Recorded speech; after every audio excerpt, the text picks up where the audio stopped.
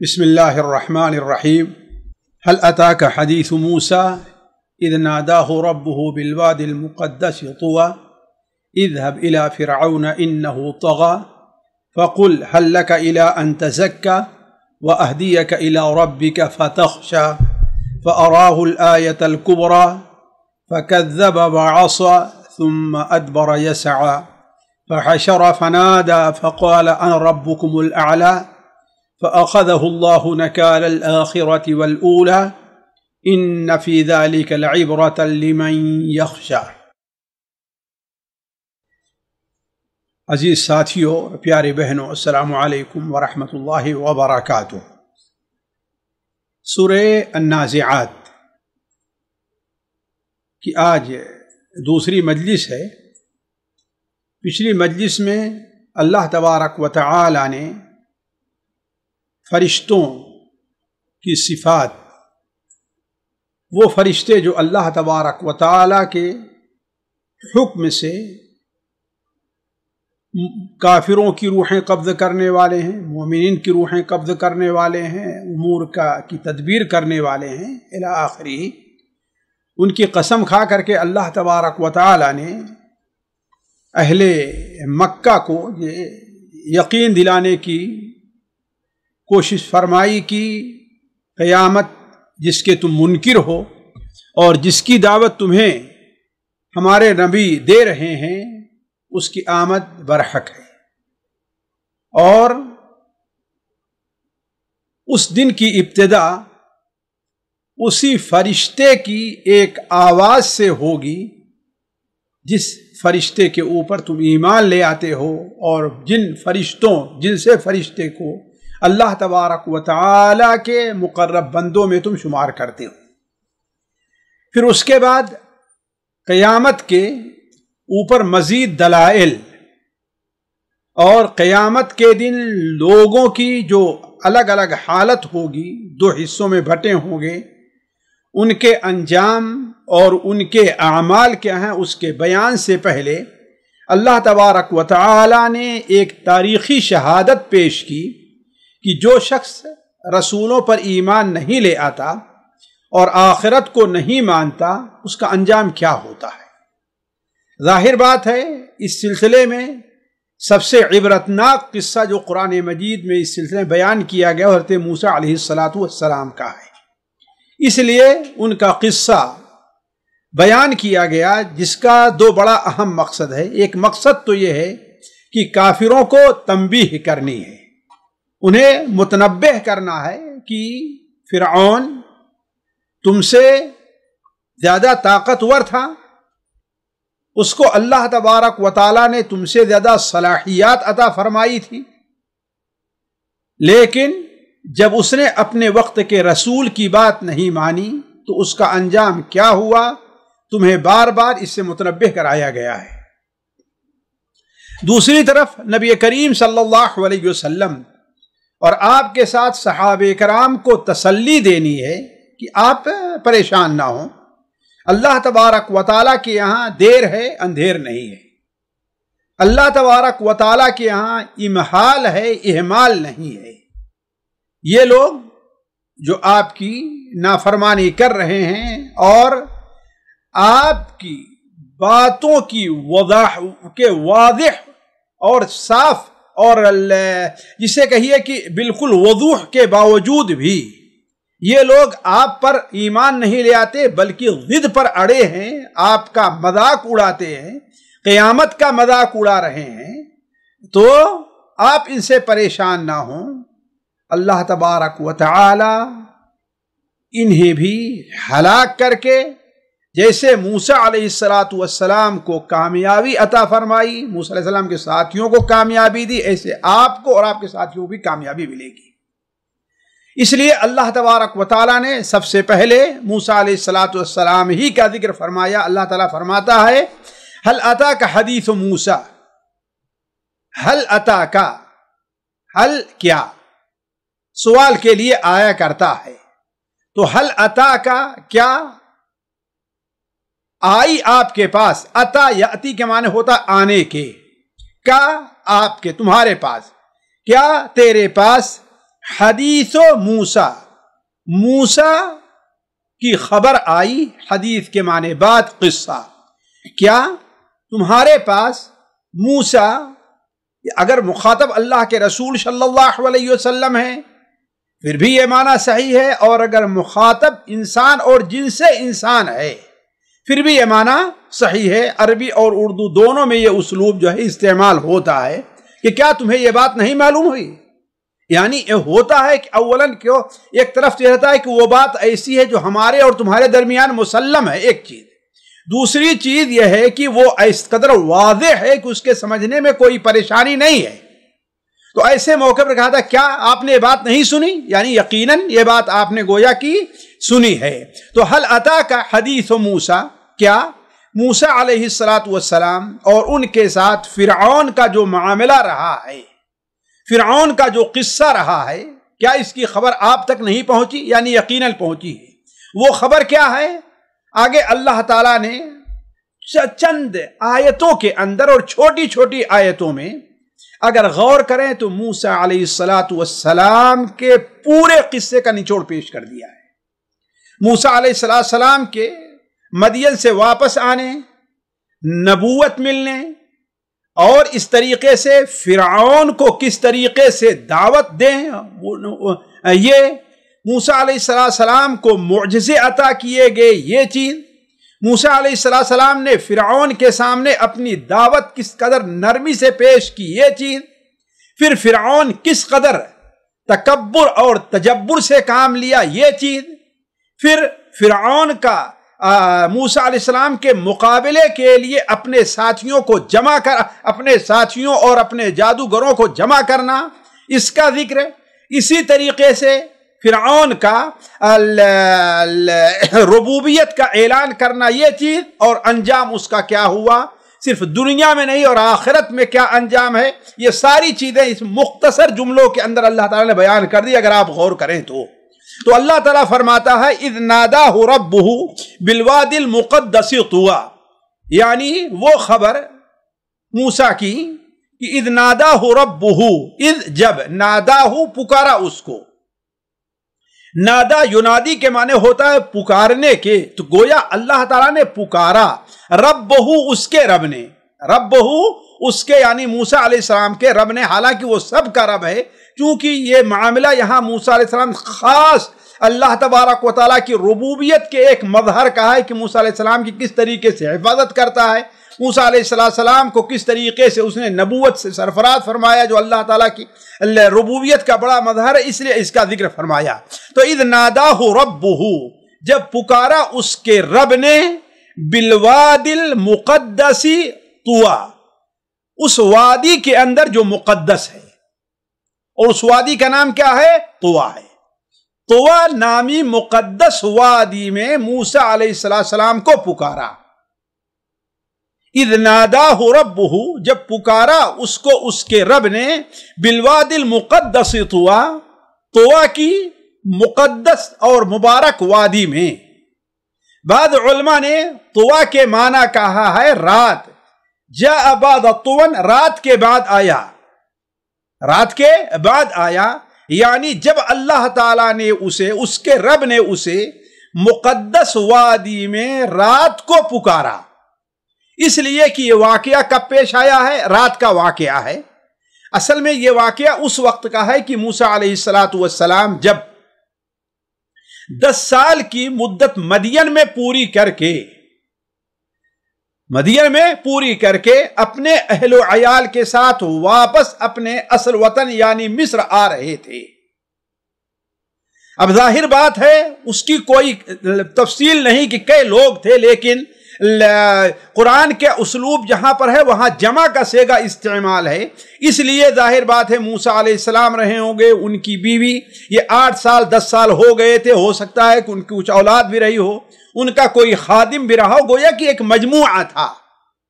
اور اگر صرف یہی ہو کہ موسیٰ علیہ السلام اور ان کی بیوی تھی تو پھر بھی عربی زبان یا ہماری زبان خطاب کے لیے جمع کے صیغہ ایسے موقع پر استعمال ہوتا ہے، ایک ہی بھی آدمی ہو، لیکن ہم کیا کہتے ہیں؟ السلام علیکم، السلام علیکم، تو یہ چیز جو ہے آپ کیا کر رہے ہیں، حالانکہ ایک ہی آدمی ہوتا ہے لیکن کیا کہتے ہیں آپ کیا کر رہے ہیں، گویا جمع کا صیغہ. تو یہ عربی زبان میں ہو یا اردو زبان میں ہو، بسا اوقات کسی مصلحت کے پیش نظر واحد کو بھی جمع کے صیغے سے خطاب کیا جاتا ہے. مائی عائشہ بیان فرماتی ہیں کہ اللہ کے رسول صلی اللہ علیہ وسلم جب جن دنوں میں ان کے اوپر افک کا معاملہ پیش آیا تھا تو آپ گھر میں داخل ہوتے ہو کہتے کیف تیکم، کیف تیکم، یعنی مائی عائشہ ایک ہی تھی لیکن جمع کا صیغہ آپ استعمال کرتے، تو یہ استعمال کے لحاظ سے کوئی حرج نہیں ہے. لیکن ہو سکتا ہے کہ موسیٰ علیہ السلام بھی رہے ہوں، ان کی بیوی کوئی خادم بھی رہا ہو، کچھ بھی ہو. تو اذ ناداہ ربہ، تو موسیٰ علیہ السلام جب اپنی مدت پوری کر کے واپس آ رہے تھے تو راستے میں رات کے اندر، ظاہر بات آپ لوگ جانتے ہیں کہ یہ علاقہ ٹھنڈا علاقہ ہے، سردی کا موسم نہ بھی ہو تو رات میں گرمی کے موسم میں بھی انسان کو سردی محسوس ہوتی. ایک چیز، دوسری چیز اب انسان جنگل میں چل رہا ہو یا کھلے میدان میں تو ایسی جگہ پر بعض جانوروں سے حفاظت کے لیے آگ کی بھی ضرورت پڑتی ہے، آگ کی ضرورت پڑتی ہے. تو اب جب رات ہوئی ایک جگہ پر آگ کی تلاش ہوئی موسیٰ علیہ السلام کو، تو اللہ تبارک و تعالیٰ کی قدرت سے وادی کے کنارے ایک درخت سے درخت پر آگ دکھائی دی. تو موسیٰ علیہ السلام جب وہاں پر جاتے ہیں تو وہیں سے اللہ تبارک و تعالیٰ نے انہیں آواز دی کہ اے موسیٰ علیہ السلام، یہاں آگ نہیں ہے، یہاں اللہ تبارک و تعالیٰ کا نور ہے. اور وہیں پر موسیٰ علیہ السلام کو اللہ تبارک و تعالیٰ نے نبوت سے سرفراز فرمایا اور معجزے 2 عطا فرمائے. تو اس وقت کا ذکر ہے اذ ناداہ ربہ بالوادی المقدس طویٰ، جس وقت اس کے رب نے یعنی موسیٰ کے رب نے اسے پکارا. کس کو؟ موسیٰ علیہ السلام کو. بالوادی المقدسی، مقدس وادی میں، یہ طور پہاڑ کے دامن میں جو وادی ہے اس کی طرف اشارہ ہے. مقدس وادی میں طویٰ، یا تو وادی کا نام ہے مقدس وادی میں طویٰ کی، مقدس وادی طویٰ کے اندر، مقدس وادی طویٰ میں انہیں پکارا. کیا پکارا اللہ تعالیٰ نے؟ اذهب الى فرعون انه طغى، اذهب الى فرعون، جاؤ فرعون کے پاس، اذهب الى فرعون، جاؤ فرعون کے پاس، انه طغى، اس بلا شبہ اس نے بڑی طغیانی سے، زیادتی سے کام لیا ہے. اس نے بہت ہی بڑی زبردستی اور زیادتی سے کام لیا ہے. حالانکہ اگر آپ غور کریں تو موسیٰ علیہ السلام کو اس موقع پر اللہ تعالیٰ نے اور بھی بہت سے چیزوں سے خطاب کیا تھا، جیسے سورہ قصص کے اندر دیکھیے اور سورہ طٰہٰ کے اندر اس کی تفصیلات مروی ہے. اننی اللہ لا الہ الا انا فاعبدنی واقم الصلاۃ لذکری ان الساعۃ آتیۃ اکاد اخفیہا لتجزی کل نفس بما تسعی ولا یصدنک عن آیات اللہ عن آیاتنا ولا یصدنک عنہا من لا یؤمن بها واتبع ہواہ فتردی. یعنی یہ پوری تفصیل، بہت سی چیزیں ہیں اس میں. اللہ تبارک و تعالیٰ نے موسیٰ علیہ السلام سے پہلے تو یہ بتایا کہ تم پریشان نہ ہو، تم مقدس وادی کے اندر ہو اور میں تمہارا رب ہوں، میں تمہارا رب ہوں. میں پھر اللہ تعالیٰ نے نصیحت کی کہ تم جو ہے پریشان نہ ہو، اور یہ ہے کہ آخرت کے اوپر تمہارا ایمان ہونا چاہیے، اللہ تبارک و تعالیٰ کی توحید کا اقرار کرو اور مجھے یاد کرنے کے لیے نماز کا اہتمام کرو. یعنی پوری چیز ہے. پھر اس کے بعد اللہ تعالیٰ نے موسیٰ علیہ السلام کو سے پوچھا کہ تمہارے دائیں ہاتھ میں کیا ہو؟ ما تلک بیمینک یا موسیٰ. موسیٰ علیہ السلام نے کہا کہ یہ میری عصا ہے، اتوکأ بہا واہش بہا علی غنمی ولی فیہا مآرب اخری. کبھی میں تھک جاتا ہوں تو اس کو ٹیک لگا لیتا ہوں، اگر بسا اوقات ضرورت پڑتی ہے تو اپنے بکریوں کے لیے. اس لیے کہ ایسا لگ رہا ہے کہ موسیٰ علیہ السلام جب وہاں سے چلے تھے تو ان کے ساتھ کچھ بکریاں بھی تھیں، تو واہش بہا علی غنمی، میں بکریوں کے لیے اس سے پتے جھاڑ لیتا ہوں اور بھی بہت سے اس سے میں کام لیتا ہوں. پھر اللہ تبارک و تعالیٰ نے کہا کہ ذرا اس کو زمین میں پھینکو. موسیٰ علیہ السلام نے جب زمین میں پھینکے تو سانپ بن گیا. یعنی جو پورا قصہ ہے. اب یہ معاملہ پورا ہونے کے بعد موسیٰ علیہ السلام سے اللہ تعالیٰ نے فرمایا کہ جاؤ فرعون کے پاس. تو یہ چیزیں جو ہے گویا اختصار سے یہاں پر کام لیا گیا ہے، اور مکی جو آیتیں ہیں خصوصاً مکہ مکرمہ کے ابتدائی دور کے اندر جو صورتیں نازل ہوئی ہیں ان میں قصے مختصر ہیں، اور تفصیلات جو ہے وہ مدنی صورتوں کے اندر زیادہ وارد ہے۔ تو علی کل حال اذ ناداہ ربہ بالوادی المقدس طویٰ، جب اس کے رب نے اسے طویٰ کی مقدس وادی کے اندر پکارا، آواز دی، کیا؟ اذهب الى فرعون انہ طغی، جاؤ فرعون کے پاس، جاؤ فرعون کے پاس، انہ طغی، اس نے بہت ہی زیادتی سے کام لی ہے۔ طغی کے معنی ہوتا ہے اصل میں حد سے تجاوز کرنا، اس نے حد سے تجاوز کیا ہے۔ خالق کے بارے میں بھی اس نے حد سے تجاوز کیا ہے، اور مخلوق کے بارے میں بھی اس نے حد سے تجاوز کیا ہے۔ خالق کے بارے میں حد سے تجاوز تو یہ ہے کہ اللہ تبارک اولاً اللہ تبارک و تعالی کی توحید کو چھوڑ کر کے وہ ایک تو دوسرے معبودوں کو پکارتا ہے اور خود بھی معبود اور رب بنا بیٹھا ہے۔ تو اللہ تبارک و تعالی کے حق کے اندر اس سے بڑی زیادتی اور کیا ہوگی؟ اور مخلوق کے بارے میں اس نے زیادتی اور طغیانی اور حد سے تجاوز کیا ہے، وہ یہ کہ ان کو اپنا اولاً تو غلام اور بندہ بنا لیا ہے، خصوصاً بنو اسرائیل کو تو اس نے بیگاری پہ کام لگایا، اور ان میں سے جو مرد ہوتے تھے عموماً ان کو جو ہے کتنوں کو ذبح کرتا تھا اور لڑکیوں کو غلام بنا لیتا تھا۔ تو دونوں طغیانی اس کے اندر پائی گئی ہے، خالق کے لحاظ سے بھی اور مخلوق کے لحاظ سے بھی۔ تو اذهب الى فرعون انہ طغی، جاؤ فرعون کے پاس، اس لیے کہ وہ اس نے زیادتی سے کام لی ہے۔ حضرت موسیٰ علیہ السلام صرف فرعون ہی کی طرف نبی بنا کے نہیں بنائے گئے تھے، بھیجے گئے تھے، بلکہ بنو اسرائیل کی طرف بھی تھے۔ اور بعض لوگوں نے یہ جو کہا کہ صرف بنو اسرائیل کے نبی تھے، انہیں صرف بنو اسرائیل ہی کی طرف نبی بنا کے نہیں بھیجا گیا تھا، بلکہ فرعون کو بھی دعوت دی گئی تھی۔ البتہ اللہ تبارک و تعالیٰ نے موسیٰ علیہ السلام سے یہ ضرور کہا تھا کہ اگر فرعون تمہاری بات کو نہ مانے تو تم بنو اسرائیل کو لے کر کے اپنے آبائی وطن یعنی فلسطین کی طرف چلے جانا۔ اسی لیے موسیٰ علیہ السلام نے فرعون سے یہ بھی کہا تھا ان ارسل معنا بنی اسرائیل، میرے ساتھ بنو اسرائیل کو جانے دو، میں ان کو لے کر کے ان کے آبائی وطن جانا چاہتا ہوں۔ تو موسیٰ علیہ السلام جو نبی بنا کر بھیجے گئے تھے وہ فرعون کی طرف اور فرعون کی قوم کی طرف بھی تھے، اور بنو اسرائیل کی طرف بھی تھے، اور بنو اسرائیل کو اس ظلم سے نجات بھی دینا چاہتے تھے۔ جیسے وَلَقَدْ أَرْسَلْنَا مُوسَىٰ بِآيَاتِنَا وَسُلْطَانٍ إِلَىٰ فِرْعَوْنَ وَهَامَانَ وَقَارُونَ فَقَالُوا ساحر کذاب۔ تو موسیٰ علیہ السلام کو ان لوگوں کی طرف فرعون اور اس کی قوم طرف بھی نبی بنا کر کے بھیجا گیا تھا۔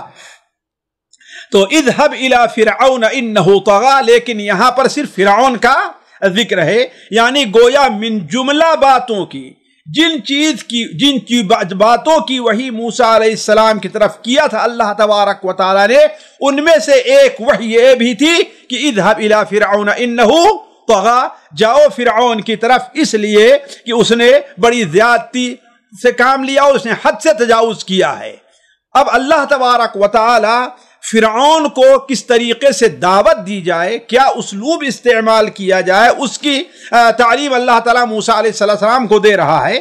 اللہ تعالیٰ فرماتا ہے کہ موسیٰ علیہ السلام سے فَقُلْ هَلْ لَكَ إِلَىٰ أَن تَزَكَّىٰ، فَقُلْ هَلْ لَكَ إِلَىٰ أَن تَزَكَّىٰ، بس کہو اس سے، بس کہو هَلْ لَكَ إِلَىٰ أَن تَزَكَّىٰ۔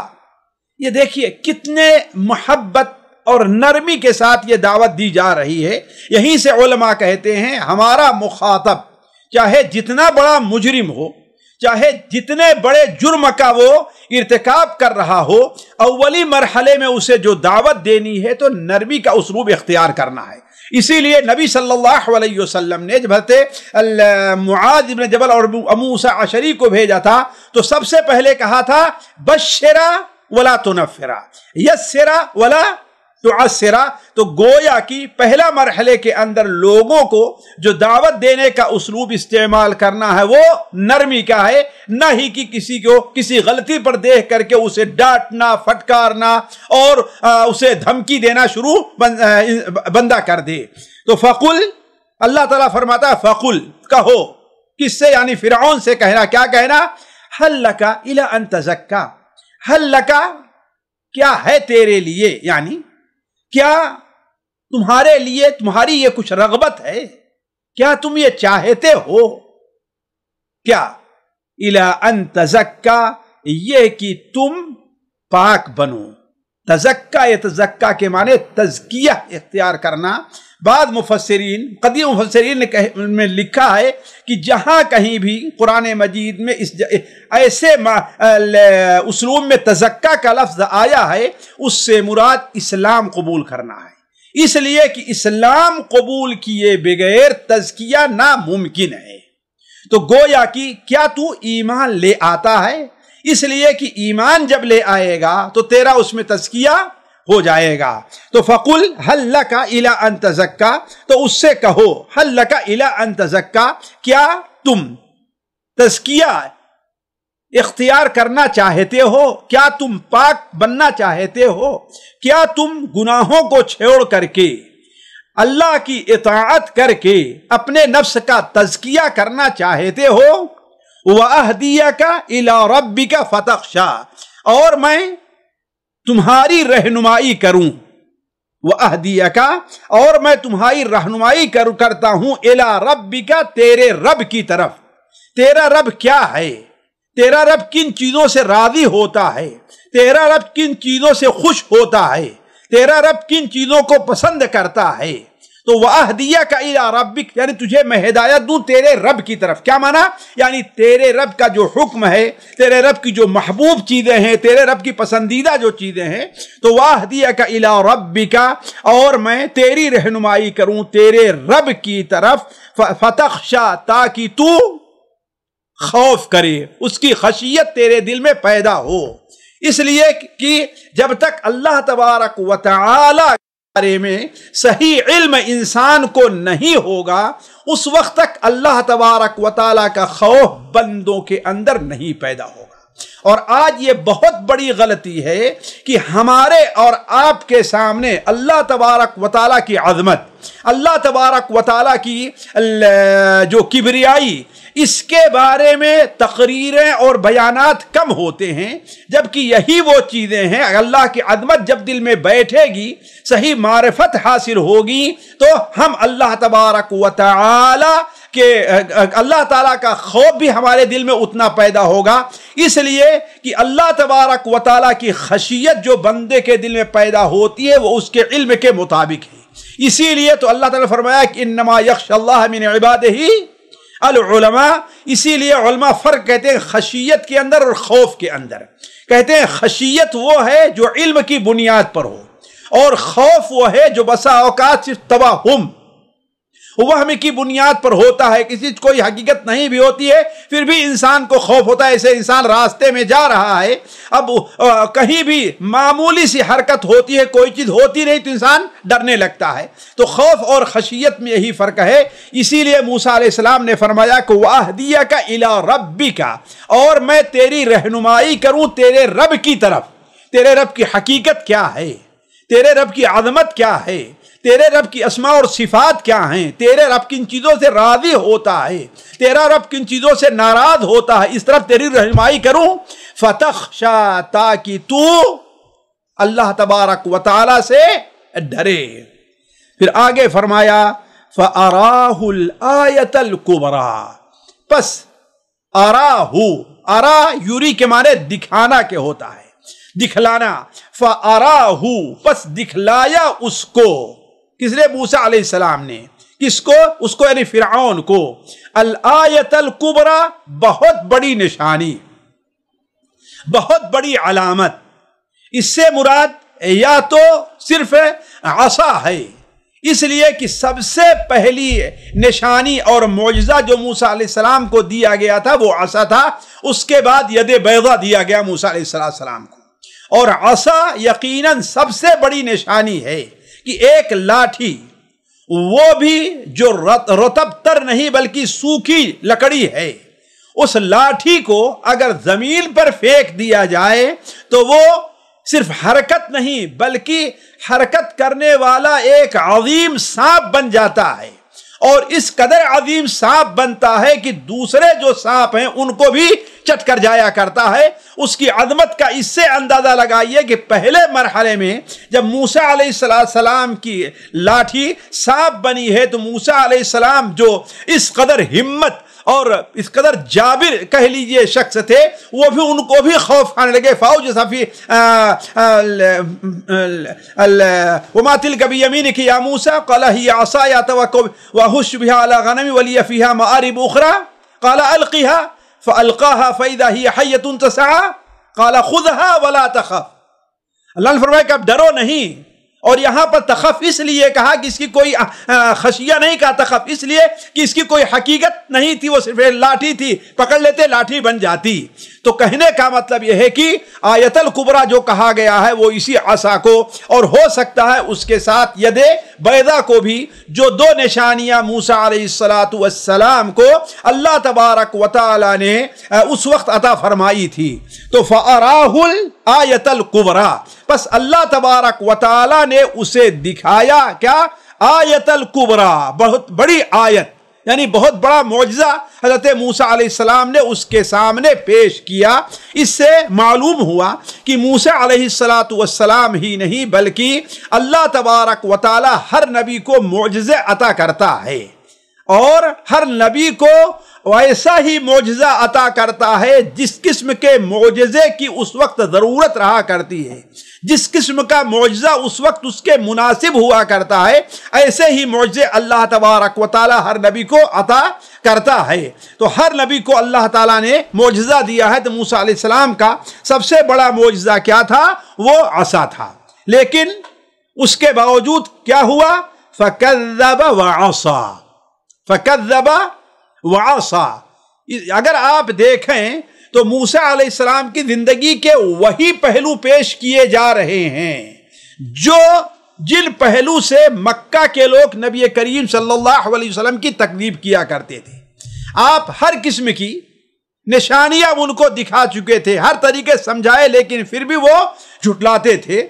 تو فَكَذَّبَ وَعَصَى، پس اس نے جھٹلایا، وَعَصَى اور نافرمانی کی۔ جھٹلایا کس کو؟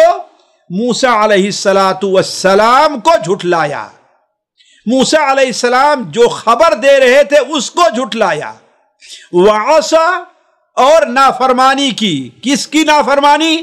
موسیٰ علیہ السلام جو حکم دے رہے تھے اللہ تعالیٰ کی طرف سے اس کی نافرمانی کی۔ اس لیے کہ وہاں پر دو چیزیں تھیں، ایک تو یہ ہے کہ موسیٰ علیہ السلام کی نبوت کی تصدیق کرنی ہے۔ موسیٰ علیہ السلام جو خبر دے رہے ہیں کہ اللہ تعالیٰ اس سے راضی ہوگا، اللہ تعالیٰ کی یہ حقیقت ہے، اللہ کی یہ کیفیت ہے، آخرت کا یہ معاملہ ہے، تو وہ اس کو جھٹلاتا رہا۔ اور نافرمانی کس بات کی؟ جب موسیٰ علیہ السلام نے اسے ایمان کی دعوت دی، فَقُلْ هَلْ لَكَ إِلَىٰ أَن تَزَكَّىٰ وَأَهْدِيَكَ إِلَىٰ رَبِّكَ فَتَخْشَىٰ، گویا کہ اس کی نافرمانی کی۔ تو دونوں حرکتیں اس کے اندر پائی گئی۔ پہلی حرکت کیا تھی؟ تکذیب کی تھی، اور دوسری حرکت کیا تھی؟ اللہ تبارک و تعالیٰ کے نبی گویا اللہ تعالیٰ کی نافرمانی کی تھی۔ تو فَكَذَّبَ وَعَصَى، اور صرف اسی پر بس نہیں ہے، ثُمَّ أَدْبَرَ يَسْعَىٰ، پھر پیٹھ پھیرا، یسعیٰ اور کوشش کرنے لگا، پھر پیٹھ پھیرا اور کوشش کرنے لگا، یعنی پھر حضرت موسیٰ علیہ السلام کو چھوڑ کر کے اب ان کے مقابلے کی تدبیریں کرنے لگا۔ یسعیٰ کوشش کرنے لگا، تو گویا موسیٰ علیہ السلام کو اس نے چھوڑا، ایمان سے اعراض کیا، اللہ تعالیٰ کی اطاعت سے اعراض کیا، اور صرف اسی پر بس نہیں کیا، یسعیٰ، یسعیٰ کے معنی ہوتا ہے دوڑنا، کوشش کرنا۔ تو چونکہ فرعون جو ہے اس سلسلے میں موسیٰ علیہ السلام سے مقابلے، اس کے بارے میں کوشش کر رہا تھا، تدبیریں کر رہا تھا، اس کی طرف اشارہ ہے۔ تو ثم ادبر یسعیٰ، پھر اس نے منہ موڑا، اعراض کیا، پیٹھ پھیرا، یسعیٰ اور کوششیں کرنے لگا، یا کہیے کہ تدبیریں کرنے لگا، کس کو؟ موسیٰ علیہ السلام، یا کہیے پھر موسیٰ علیہ السلام کو چھوڑ کر کے، موسیٰ علیہ السلام سے ہٹ کر کے وہ موسیٰ علیہ السلام سے مقابلے کی تدبیریں کرنا شروع کر دیا، جس کے لیے کیا کیا اس نے؟ فحشر فنادا، فحشر فنادا، بس حشرہ یحشرو کے معنی جمع کرنا ہوتا ہے، اس نے جمع کیا، اکٹھا کیا لوگوں کو اور جادوگروں کو بھی، اس لیے کہ وہاں پر لوگوں کو بھی اس نے اکٹھا کیا تھا۔ موسیٰ علیہ السلام نے کہا بھی تھا کہ ایسے دن یوم الزینہ، جس دن تمہارے عید کا دن ہو، سارے لوگ وہاں پر جمع ہو جائیں، اور خود فرعون اور اس کے ساتھی بھی کہا کرتے تھے، جیسا کہ موسیٰ علیہ السلام کے ذکر میں سورہ شعراء کے اندر اللہ تبارک و تعالی ان الفاظ میں ارشاد فرماتا ہے کہ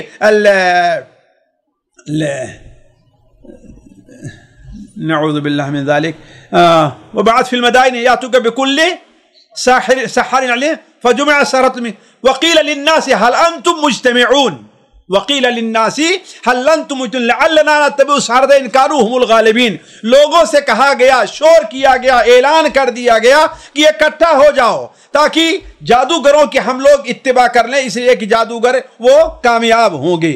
تو یہی معنی ہے فحشرا، پس اس نے کیا کیا؟ جمع کیا، جتھا لوگوں کو بھی جمع کیا، اور موسیٰ علیہ السلام سے مقابلہ کرنے کے لیے جادوگروں کو بھی جمع کیا۔ اور اس موقع پر اس نے کیا کہا تھا؟ فنادا، پس اس نے پکارا، اعلان کیا بلند آواز سے، اس لیے کہ نادا کے معنی صرف قالا نہیں کہا، کیا کہا؟ نادا فرمایا اللہ تعالیٰ نے، گویا کہ وہاں پر اس نے اعلان کیا تھا۔ کیا اعلان کیا تھا؟ انا ربک فقال انا ربکم الاعلی، اے لوگو تمہارا سب سے بڑا رب میں ہی ہوں۔ فقال، بس اس نے کہا انا ربکم الاعلی، سب سے بڑا رب، بلند رب، اعلی کون ہے؟ میں ہوں۔ حالانکہ فرعون خود کچھ معبودوں کی پوجا کیا کرتا تھا، جیسا کہ اللہ تعالیٰ فرماتا ہے کہ اس کی قوم نے کہا فَيَذَرَكَ وَآلِهَتَكَ، تجھے اور تیرے معبودوں کو۔ تو گویا فرعون خود بھی دوسرے معبودوں کی پوجا کیا کرتا تھا، لیکن یہاں پر تکبر کی بنیاد پر، کبر کی بنیاد پر، جیسے لوگ کہتے ہیں میں کسی سے نہیں ڈرتا، کون ہے میرے مقابلے میں آنے کے لیے؟ یا یہ اس کا کہنا تھا کہ مصر کے اوپر، مصر کے اندر صرف ہماری حکومت چلتی ہے، میرے علاوہ یہاں پر حکم چلانے والا اور کسی کا فیصلہ اور نافذ نہیں ہو سکتا، واللہ عالم۔ تو فقال انا ربکم الاعلی، تو اس نے کہا سب سے بڑا رب، سب سے تمہارا بلند رب کون ہے؟ میں ہوں۔ بلکہ اس نے، جانتے ہیں دوسری جگہوں پر یہ بھی ہے کہ اس نے حامان سے کہا کہ اے حامان میرے لیے کوئی ایک برج اور میرے لیے کوئی ایک ٹاور تیار کرو لمبا، جس کے اوپر چڑھ کر کے دیکھوں کہ موسیٰ کا خدا کہاں رہتا ہے۔ اب تک تو گویا بدبخت رہا تھا، میں تو یہی جانتا ہوں سب سے بڑا تمہارا رب میں ہوں، انا ربکم الاعلی۔ تو نتیجہ کیا ہوا؟ فَأَخَذَهُ اللَّهُ نَكَالَ الْآخِرَةِ وَالْأُولَى، پس پکڑا اس کو اللہ تعالیٰ نے۔ فَأَخَذَهُ اللَّهُ، پس اللہ تبارک و تعالیٰ نے اس کو پکڑا۔ نکال الآخرہ، نکال کے معنی ہوتا ہے سخت سزا، ایسی سزا جو لوگوں کے لیے باعث عبرت ہو، ایسی سزا جو لوگوں کو مجمع عام میں دی جائے، ایسی سزا جسے ہر آدمی اس کا مشاہدہ کرے، یہ اصل میں نکال ہے۔ تو فَأَخَذَهُ اللَّهُ نَكَالَ الْآخِرَةِ وَالْأُولَى، اللہ تبارک و تعالی نے اسے آخرت کے سزا میں، عذاب میں، اور اولا دنیا کے عذاب میں اللہ نے اس کو پکڑ لیا۔ دنیا میں اللہ تعالیٰ نے اس کو عذاب دیا کہ سمندر میں غرق کر دیا، اور آخرت میں عذاب کیا دے گا؟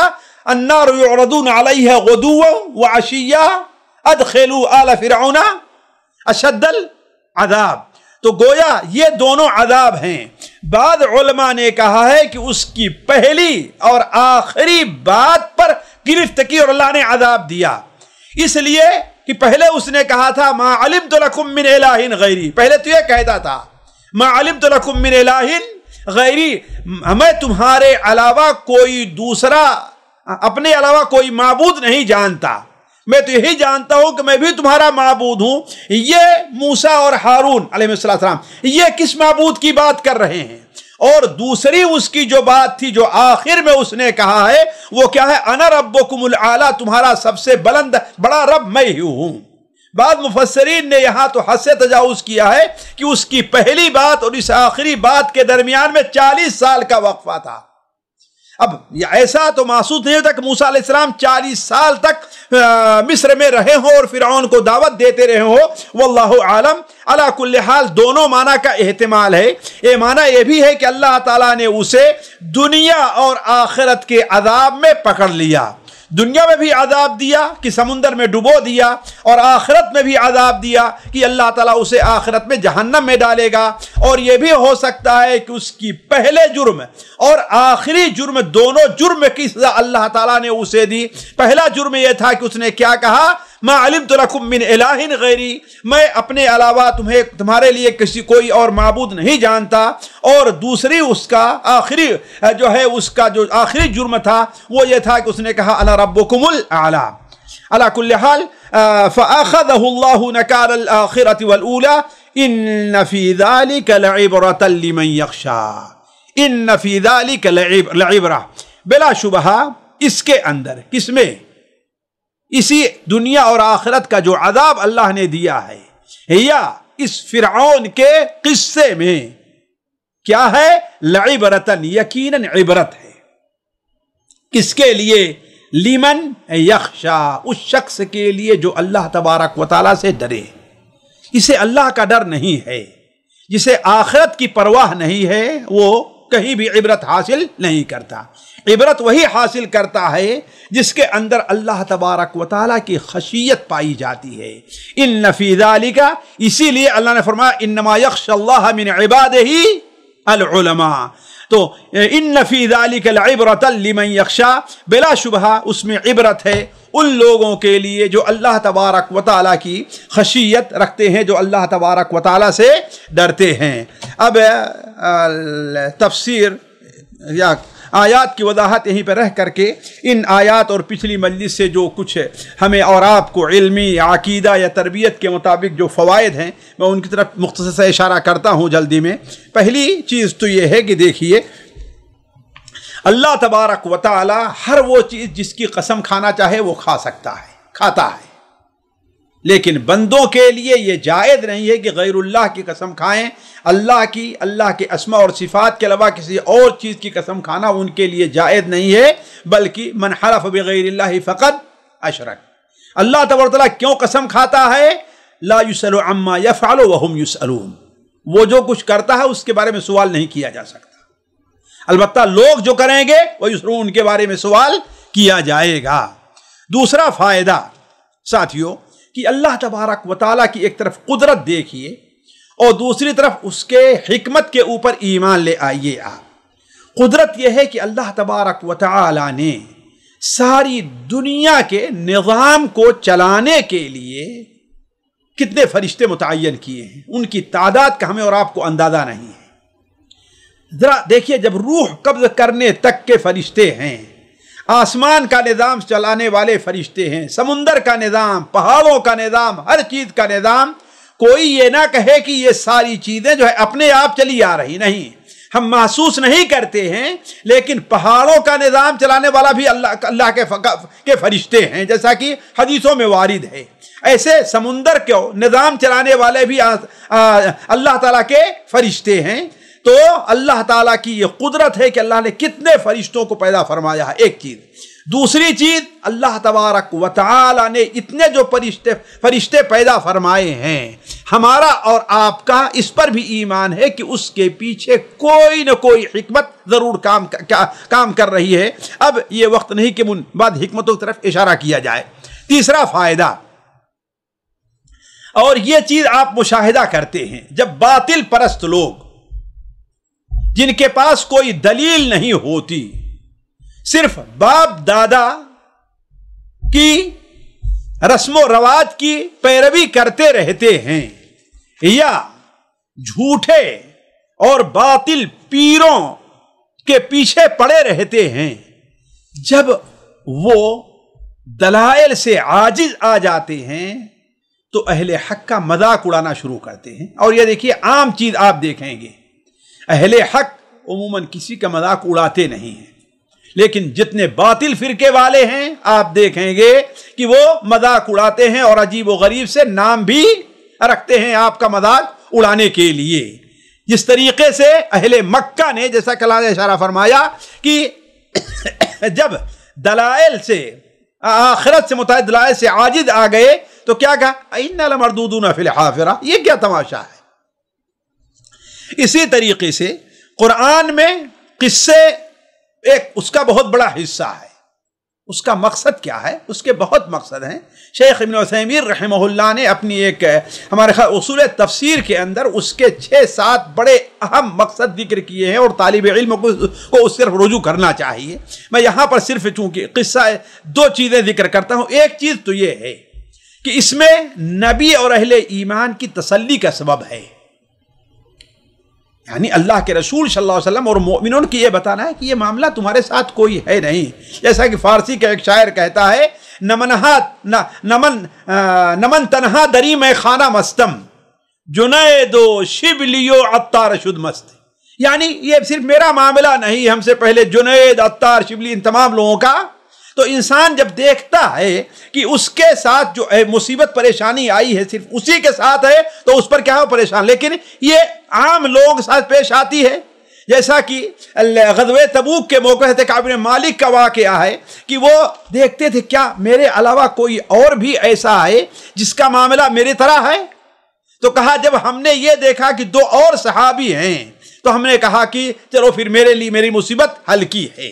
تو اللہ تبارک و تعالیٰ ایک تو یہ ہے کہ نبیوں اور اللہ کے نیک بندوں کو تسلی دینے کے لیے یہ چیزیں نبیوں قصے بیان کرتا ہے، دوسرے ظالموں اور کافروں کو تنبیہ کرنے کے لیے کہ جس طریقے سے ان پر اللہ کا عذاب آیا ہے، جیسے نبیوں کو انہوں نے جھٹلایا، تو اللہ کے عذاب تم سے دور نہیں ہے، تم نے اللہ کے ساتھ کوئی ایگریمنٹ نہیں کر لیا ہے کہ تمہارے پر اللہ کا عذاب نہیں آئے گا۔ 7واں فائدہ، کسی جگہ اگر نیک عمل وہاں پر کیا جائے تو اس نیک عمل کی برکت اس زمین تک پہنچتی ہے۔ جیسا کہ اللہ نے اس وادی مقدس کیوں قرار دیا؟ اس لیے کہ 2 بار اللہ تعالیٰ کی وحی وہاں پر نازل ہوئی۔ لیکن ظاہر بات ہے یہ تقدیس وہ حیثیت نہیں لے گی جو حیثیت مکہ اور مکرمہ، یعنی ان کو جنہیں اللہ نے خصوصی طور مقدس قرار دیا ہے۔ لیکن ہم ایسی جگہوں سے بیٹھ کر کے وہاں پر اللہ تبارک و تعالیٰ کی عبادت کر کے ایک قسم کا سکون حاصل کر سکتے ہیں۔ 8واں فائدہ، اور بہت ضروری ہے، خاص طور پر دعات اس طرف توجہ دیں، انبیاء کی دعوت کا ایک مقصد تزکیہ ہے، تزکیہ نفس ہے۔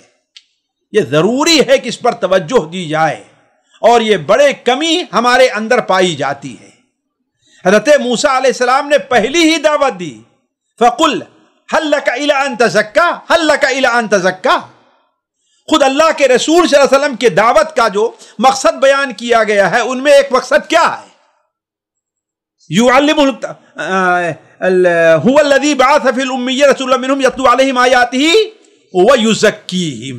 تو انبیاء علیہ السلام کی دعوت کا ایک اہم مقصد کیا ہے؟ تزکیہ نفس ہے۔ تزکیہ نفس کا معنی کیا ہے؟ کہ انسان اسے نیکی کا عادی بنائے اور برائی سے اور گناہوں سے نفرت اس کے اندر پیدا، انسان کے نفس کے اندر پیدا ہو۔ 9ویں چیز، فائدہ، بندے کو اللہ تبارک و تعالیٰ کی معرفت جس قدر زیادہ ہوگی اس کا خوف بھی اسی قدر اس کے دل میں اللہ کا خوف بھی زیادہ ہوگا۔ اور یہ چیز بالکل مشاہدے میں، اس لیے نبی کریم صلی اللہ علیہ وسلم نے کیا بیان فرمایا کہ میں تمہارے مقابلے میں اللہ کو سب سے جانتا ہوں، سب سے اللہ سے ڈرنے والا ہوں۔ 10واں فائدہ، دعوت میں اصل یہ ہے کہ نرمی کے پہلو کو سامنے رکھا جائے، خواہ سامنے والا کتنا ہی بڑا مجرم ہو۔ ذرا بھلا بتائیے فرعون سے بڑا مجرم کون ہو سکتا ہے؟ فرعون سے بڑا ظالم کیا ہو سکتا ہے؟ لیکن اللہ تعالیٰ نے اس کے پاس بھی حضرت موسیٰ اور ہارون کو بھیجا تو کیا فرمایا؟ فَقُولَا لَهُ قَوْلًا لَيِّنًا. یہاں بھی فَهَلْ لَكَ إِلَىٰ أَن تَزَكَّىٰ، کیا آپ رغبت رکھتے ہیں، خواہش ہے؟ یعنی کتنی اچھی بات ہے اگر آپ جو ہے وہ تزکیہ کر لیں، ایمان لے. 11واں فائدہ، اللہ تعالیٰ ڈھیل دیتا ہے لیکن جب پکڑتا ہے تو اس کی پکڑ بڑی سخت ہوتی ہے، اور پورے حساب کو شروع سے لے کر کے آخر تک کا حساب اللہ تعالیٰ چکا دیتا ہے. فَأَخَذَهُ اللَّهُ نَكَالَ الْآخِرَةِ وَالْأُولَىٰ. 12واں فائدہ، جس کے دل میں اللہ تعالیٰ کا خوف جس قدر زیادہ ہوگا وہ اللہ تبارک و تعالیٰ کی آیات سے عبرت اسی قدر زیادہ حاصل کرے گا. جس قدر اللہ کا معرفت ہوگی اسے عبرت اور نصیحت. اسی لیے اللہ تبارک و تعالیٰ کے نیک بندے جو اللہ تعالیٰ کی زیادہ معرفت رکھتے ہیں، قرآن مجید جب پڑھتے ہیں تو وہ روتے ہیں. اللہ نزل احسن الحدیث کتابا، اللہ نزل احسن الحدیث کتابا متشابہا مثانیہ تقشعر منہ جلود الذین یخشون ربهم ثم تلین جلودهم وقلوبهم الی ذکر اللہ. یہ قرآن کی ذرا وضاحت دیکھیے، اب یہ تعبیر دیکھیے.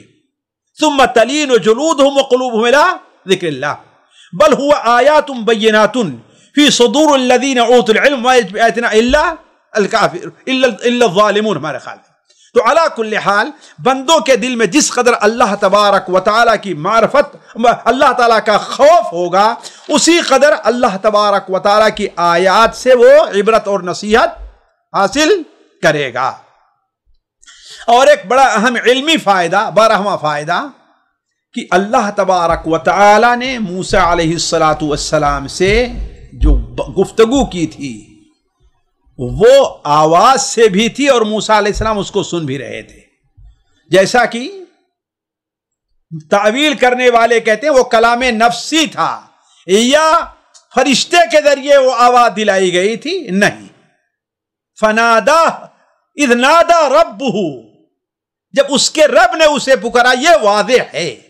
تو گویا اللہ تبارک و تعالی گفتگو کرتا ہے، اور جب گفتگو کرتا ہے تو جس کو چاہتا ہے اللہ تبارک و تعالی اسے اپنی بات سنا بھی دیتا اور سنتے بھی ہیں.